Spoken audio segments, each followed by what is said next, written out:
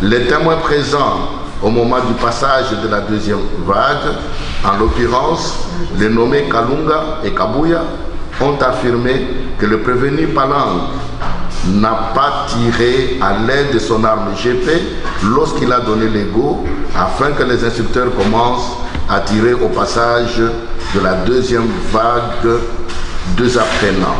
C'est l'extrait de l'arrêt de la Haute Cour militaire rendu ce jeudi 24 février 2022 dont l'affaire commissaire divisionnaire adjoint Palang Anawej Elvis poursuivi pour homicide involontaire. Lequel arrêt a innocenté l'accusé. La haute juridiction a lors du délibéré conclu que les doutes persistent dans les faits mis à charge du prévenu, étant donné que l'organe poursuivant n'a pas pu apporter les éléments de preuve prouvant la culpabilité de l'incriminé tout au long de l'instruction.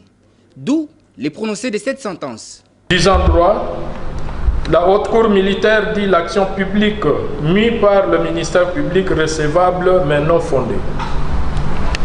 Elle acquitte le prévenu Palang Anawej Elvis au bénéfice du doute et les renvoie des fins de toute poursuite sans frais. Qu'en est-il alors de l'action en réparation des dommages mis par la partie civile?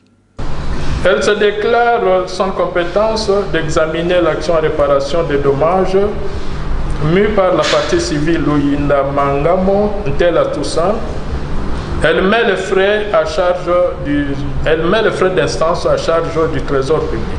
Ce jugement de la Haute Cour militaire a été salué par l'assistance présente à la dite audience.